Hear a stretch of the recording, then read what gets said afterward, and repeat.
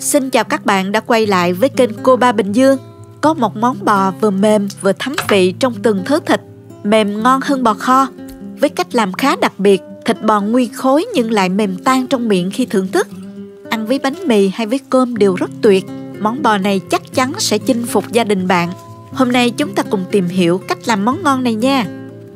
Chúng ta có thể xem những thành phần nguyên liệu chi tiết, hình ảnh nguyên liệu cụ thể để thực hiện món này ở cuối video, hoặc tham khảo những dụng cụ nhà bếp mình hay sử dụng bên dưới phần mô tả của video.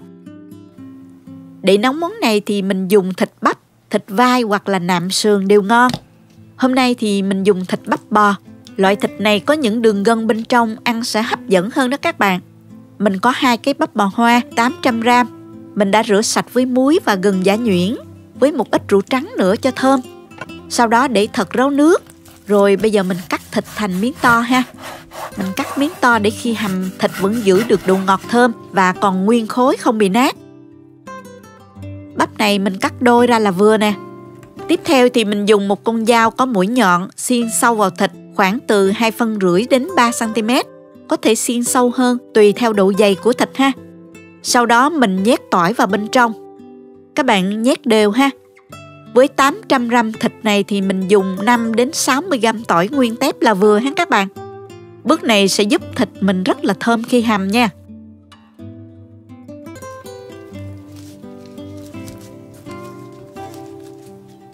Cho qua thố để ướp luôn nè. Với 800g thịt, mình ướp vào đây nửa muỗng cà phê muối,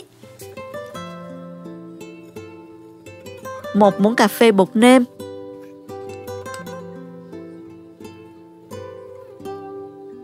1 muỗng cà phê đường, 1/3 muỗng cà phê tiêu, nửa muỗng canh rượu nấu ăn, thêm vào 1 muỗng canh dầu ăn. Trộn đều và mình để 20 phút cho thịt thấm gia vị. Cho vào đây một ít dầu ăn.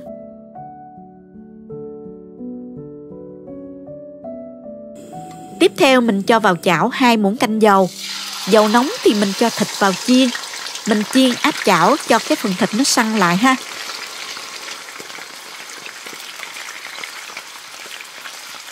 Nếu thấy thích cách mình làm, nhớ chia sẻ cho bạn bè cùng xem nha. Nhớ bấm like và đăng ký kênh. Ngoài ra nếu thấy video này thực sự hữu ích, bạn có thể gửi tặng ekip thực hiện một ly cà phê bằng nút Super Thanks hình trái tim ngay bên dưới.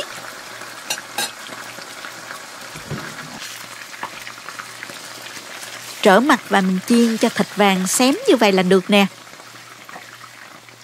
Mình vớt ra và cho vào nồi luôn. Mình sẽ hầm với nồi áp suất điện Instant Pot nha các bạn. Còn lại dầu trong chảo, mình cho hành tỏi băm còn lại vào phi thơm. Và mình cho 140g sốt cà chua vào, khoảng hơn nửa chén đó các bạn. Tiếp theo mình cho gia vị gồm có 1 muỗng cà phê muối, 1 muỗng canh bột nêm, 1 muỗng canh đường, nửa muỗng cà phê bột ngọt. Xào cho cà thơm lên. Nấu sôi lên rồi mình cho hết hỗn hợp này vào nồi, ướp cho thịt thấm sốt trong vòng 10 phút nha. Cho vào đây hành tây để hầm chung cho thơm và tạo thêm độ ngọt cho thịt nữa. Cho thêm 3 lá nguyệt quế. Sau đó thì mình cho vào 350ml nước dừa.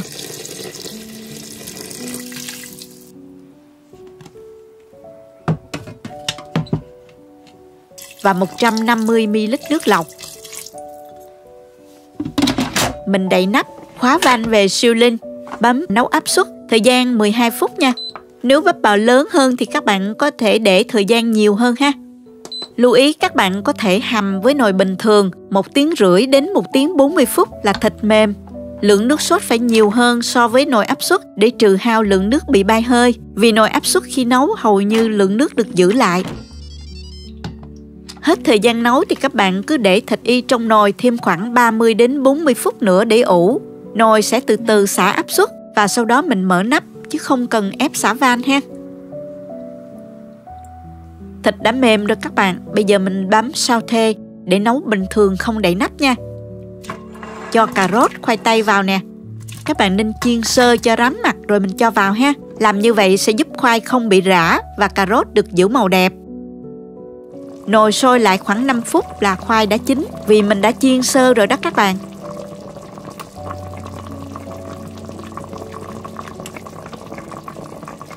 Pha bột năng với nước hòa tan và mình cho từng muỗng vào nước lèo nha. Khuấy đều cho bột chín. Nước nó có độ sánh nhẹ là được.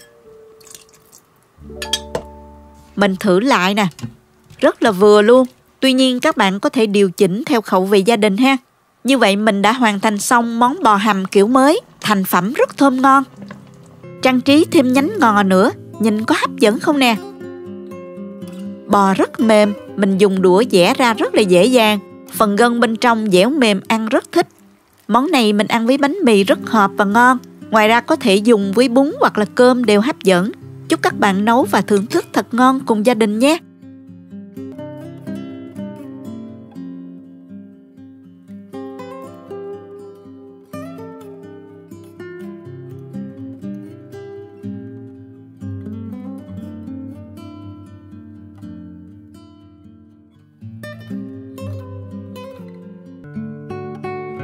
Chào các bạn đã quay lại với kênh Cô Ba Bình Dương. Hôm nay chúng ta sẽ cùng nhau thực hiện món bò hầm rau củ theo kiểu Pháp vô cùng đặc biệt. Thoạt nhìn thì hơi giống món ragu hoặc bò kho nhưng thực ra hương vị hoàn toàn khác biệt. Dễ ăn, rất đặc trưng và còn ngon bất ngờ luôn nha. Mời các bạn xem qua thành phần nguyên liệu trước khi thực hiện. Bạn cũng có thể tham khảo những đồ dùng nhà bếp mình hay sử dụng dưới phần mô tả của video.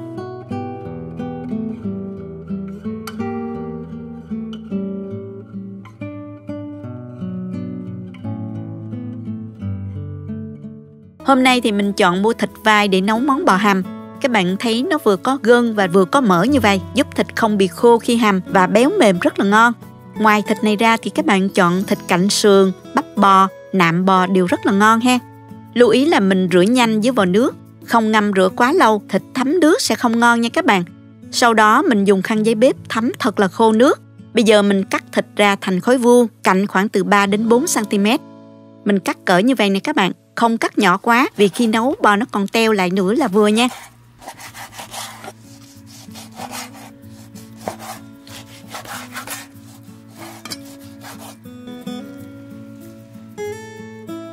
Trước khi hầm thì mình sẽ áp chảo cái phần thịt này.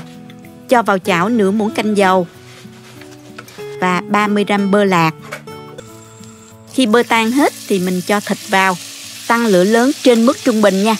Mình áp chảo cho cái phần thịt này nó săn lại. Rắc lên thịt bột tỏi nè, một ít muối và một ít tiêu. Trỡ đều cho thịt vàng xém cạnh nha.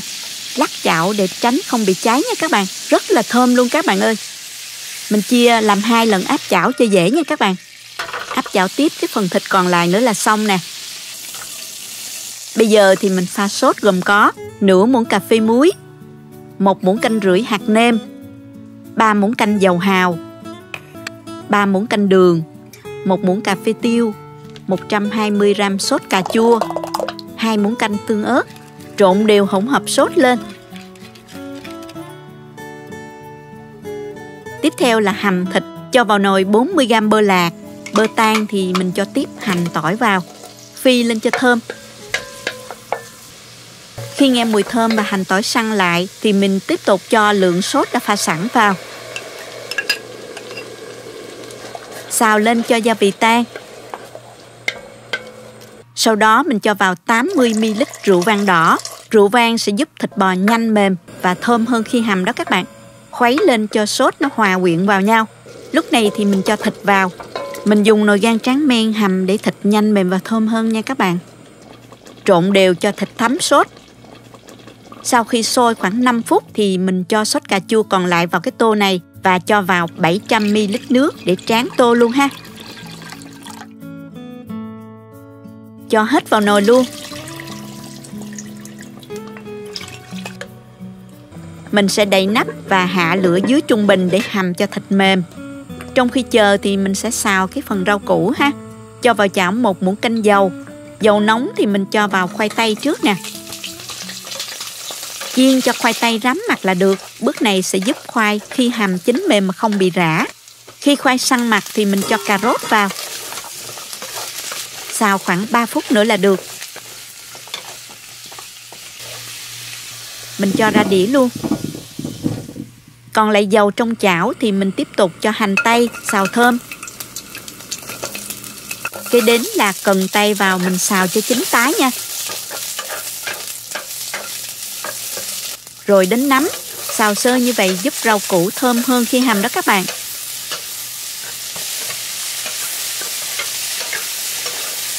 Như vậy là được rồi nè, mình tắt bếp luôn ha. Quay lại với nồi hầm, sau 40 phút thì thịt bò đã mềm rồi các bạn. Lưu ý là tùy theo từng loại thịt mà thời gian hầm sẽ khác nhau nha các bạn.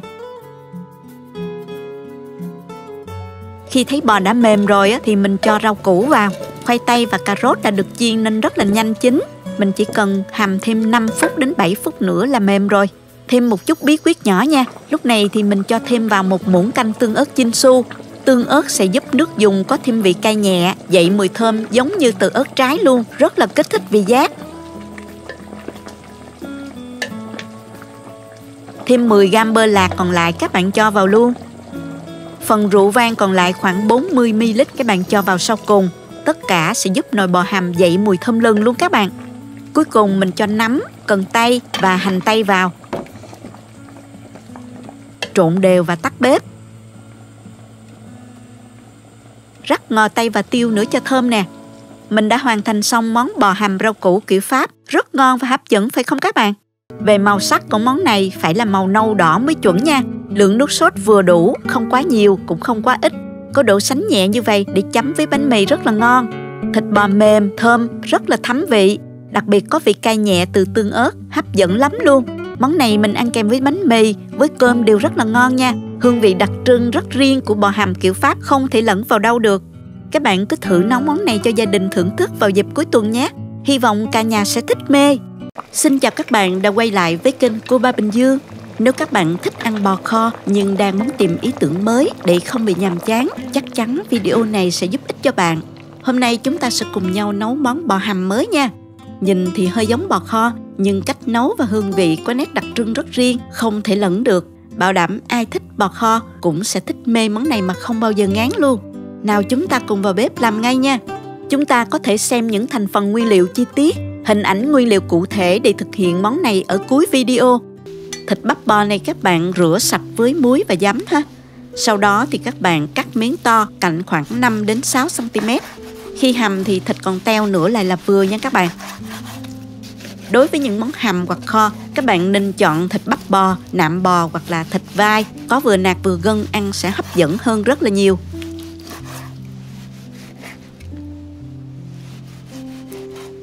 Cắt như vậy là vừa nè các bạn.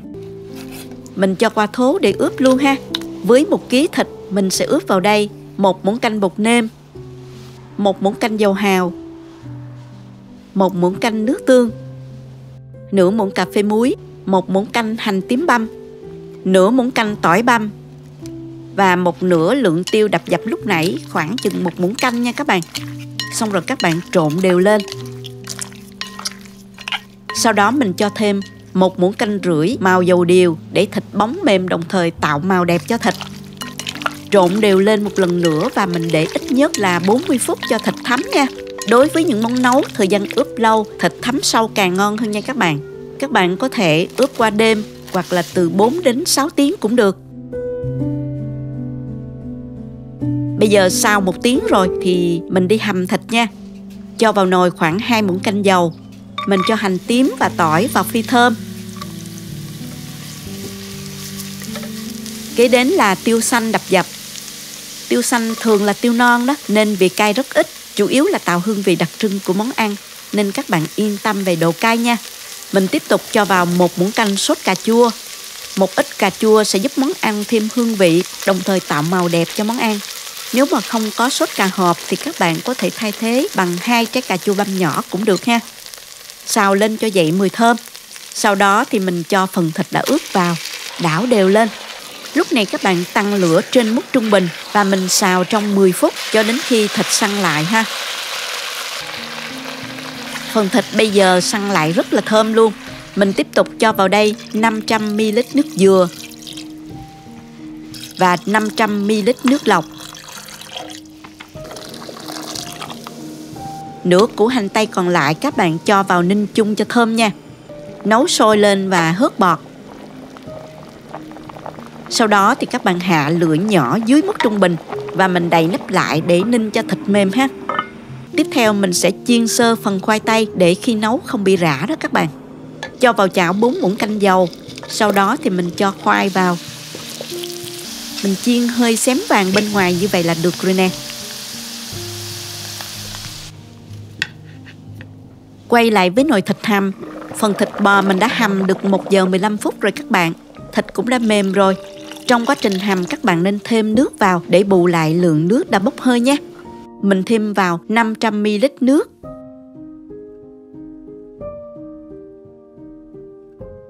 Bây giờ thì mình cho cà rốt và khoai tây vào, nấu thêm 10 phút nữa cho mềm. Cho thêm vài nhánh tiêu xanh để trang trí nè. Sau đó thì các bạn nếm lại nha. Mình thêm vào nửa muỗng canh hạt nêm. Vậy là vừa rồi đó các bạn. Tuy nhiên các bạn có thể điều chỉnh theo khẩu vị gia đình các bạn nhé. Bạn nào thích nước sánh nhẹ có thể cho thêm một ít bột năng, mình hòa tan và mình cho vào từ từ ha. Mình thì thấy như vậy cũng được rồi nên không phải cho bột năng nữa. Và cuối cùng thì mình cho hành tây vào nha. Như vậy mình đã hoàn thành xong món ăn rồi đó các bạn. Món này mình ăn nóng mới ngon nha. Ăn kèm với bánh mì, bún hoặc là cơm đều ngon. Nhưng hợp nhất vẫn là ăn với bánh mì nha. Mình cùng nhau thưởng thức món bò hầm tiêu xanh thôi. Phần thịt bắp bò mềm, thơm mùi tiêu xanh đặc trưng. Có gân dẻo dai ăn rất là hấp dẫn. Khoai tây mềm nhưng không rã. Cà rốt vừa chín tới vẫn giữ được độ ngọt vốn có. Nước hầm thơm, cay nhẹ của mùi tiêu non. Lạ và kích thích vị giác lắm. Vị mặn vừa, hơi ngọt nhẹ, chấm bánh mì là hết ý luôn các bạn. Chúc các bạn nấu và ăn ngon miệng với bò hầm tiêu xanh nha.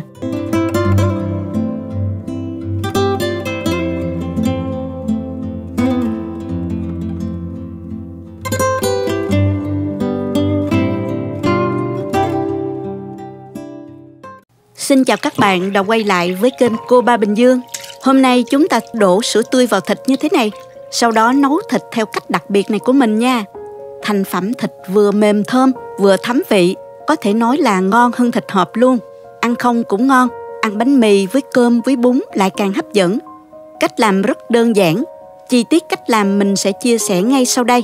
Mời các bạn xem qua video. Chúng ta có thể xem những thành phần nguyên liệu chi tiết, hình ảnh nguyên liệu cụ thể để thực hiện món này ở cuối video. Để làm món này, các bạn chọn thịt nạc vai là ngon nhất. Khi hầm, thịt mềm và không bị khô. Tuy nhiên nếu không thích ăn mỡ thì các bạn có thể chọn thịt thăn heo cũng mềm và ngon lắm. Các bạn rửa thịt với muối và giấm pha loãng rồi để cho thật ráo nước nha. Bước sơ chế tiếp theo mình sẽ cho sữa tươi vào ngâm giúp thịt thơm hơn khi hầm. Mình dùng 500ml sữa tươi không đường đổ ngập mặt thịt. Nếu không có sữa tươi, các bạn dùng 3 muỗng canh sữa đặc pha với 500ml nước ấm để thật nguội rồi mới ngâm ha. Mình ngâm thịt từ 30 đến 40 phút cho thịt đủ ngấm nha. Sau đó mình đem thịt đi rửa cho thật sạch rồi dùng khăn giấy lau khô nước ha. Tiếp theo mình ướp thịt nè. Với 1,5 kg thịt, mình cho vào đây 1 muỗng cà phê muối, 2 muỗng cà phê bột nêm, 2 muỗng cà phê đường, nửa muỗng cà phê tiêu, 1 muỗng canh nước hành tỏi. Mình nên ướp nước hành tỏi cho dễ ngấm hơn nha các bạn. Với lại khi áp chảo thịt sẽ không bị cháy nha. 1 muỗng canh rượu nấu ăn hoặc là rượu trắng giúp thịt thơm hơn. Dùng tay trộn đều lên. Mình để ít nhất là 20 phút cho thịt đủ ngấm nha các bạn.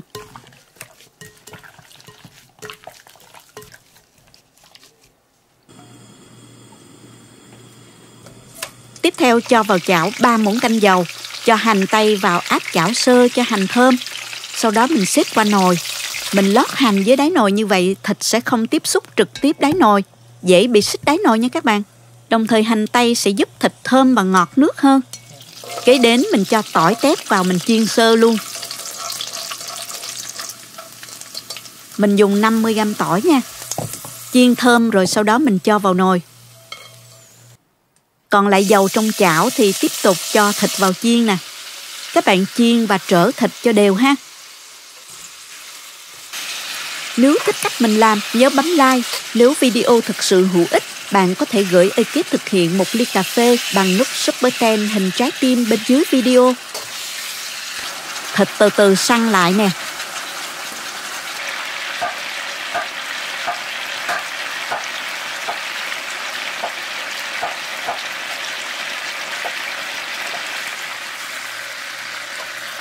Và mình chiên thêm một chút xíu nữa để cho thịt vàng xém cạnh như vậy là được ha.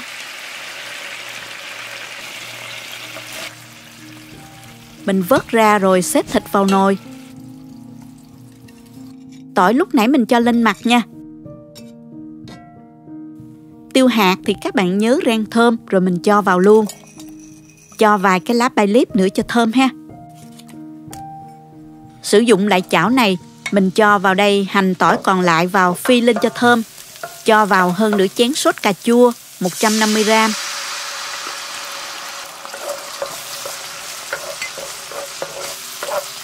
Xào lên cho thơm. Nêm gia vị gồm có 1 muỗng cà phê muối, 2 muỗng canh bột nêm gà, 2 muỗng canh đường, 1 muỗng cà phê bột ngọt. Món này mình không dùng nước mắm nha các bạn. Khuấy cho tan gia vị.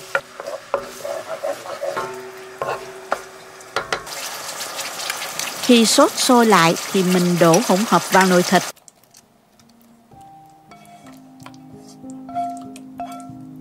Trộn đều cho thịt thấm sốt. Ướp khoảng 10 phút. Sau đó thì mình cho vào nồi 600ml nước dừa tươi và 700ml nước lọc. Lưu ý, nếu kho với nồi áp suất điện, lượng nước không bốc hơi như là kho bình thường, nên các bạn giảm lượng nước lại ha. Nồi của mình là nồi gang tráng men. Nồi này rất nóng, hầm thịt nhanh mềm hơn là nồi bình thường. Các bạn có thể hầm với nồi bình thường hoặc là nồi áp suất điện đều được ha. Mở lửa lớn cho nước nhanh sôi. Mình hớt bọt cho sạch nè. Sau đó đậy nắp lại và hạ lửa dưới trung bình để nấu nha. Cứ mỗi 10 phút các bạn mở nắp cho nước thoát hơi bớt và mình trở thịt luôn ha. Rồi tiếp tục đậy nắp lại và hầm thịt. Nồi thịt hầm của mình đã được 1 tiếng 15 phút rồi các bạn. Mình mở nắp ra nè. Wow, thơm quá. Mình thử lại nè. Rất là vừa luôn. Tuy nhiên các bạn có thể điều chỉnh theo khẩu vị gia đình ha. Pha bột năng với nước hòa tan và mình cho từng muỗng vào nước lèo nha. Khuấy đều cho bột chín. Nước nó có độ sánh nhẹ là được.